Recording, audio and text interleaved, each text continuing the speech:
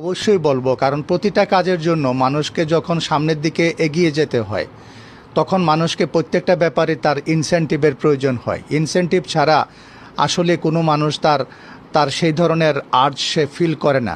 কারণ তাকে যদি আমরা পুরস্কৃত করতে পারি, আমি তো বলবো তাকে ন্যাশনালি তাকে পুরস্কৃত করা উচিত। শুধু আমরা সিলেটের মানুষ নয়, ন্যাশনালিটি তাকে পুরস্কৃত করা উচিত। এবং এই মেসেজটা সারা বাংলাদেশের যুব সমাজের কাছে পৌঁছে দেওয়া প্রয়োজনীয় বলে আমি মনে করি। কারণ শাকির যে কাজটা করতেছে, এটা আমি যেটা বলবো, হয়তো অনেকেই তার এই কাজের জন্য তাকে ক্রিটিসাইজ পর্যন্ত করে থাকে যে তুমি সারাদিন এই গাছ নিয়ে থাকো, কিন্তু এটার ফলটা কিন্তু ডাইরেক্টলি অর ইনডাইরেক্টলি সবাই ভোগ করতেছে। এটার কিন্তু কেউ হিসাব নিকাশ রাখতেছে না।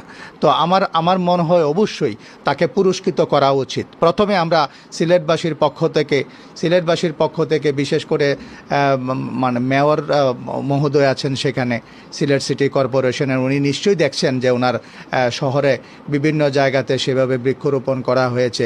এই সৌন্দর্যের দাবিদার শাকিরই নিচ্ছে, কিন্তু তাকে যদি সেইভাবে তাকে পুরস্কৃত করা না হয়, তাকে সেটা থ্যাঙ্কলেস টাস্ক বলে আমরা ধরে নিতে পারি। তো কেন তাকে পুরস্কৃত করা হবে না? অবশ্যই তাকে পুরস্কৃত করা হোক এবং তার নেতৃত্বে আরও বিভিন্ন জায়গাতে সিলেট শহরকে সুন্দর করার জন্য, গ্রিন সিটির নির্মাণ করার জন্য তাকে অনুপ্রাণিত করা হোক। তার নেতৃত্বে আরও বিভিন্ন জায়গায় অনেক বৃক্ষ রোপণ করা হোক, যেন সম্পূর্ণ সিলেট ছায়া সুশীতল সিলেটে পরিণত হতে পারে।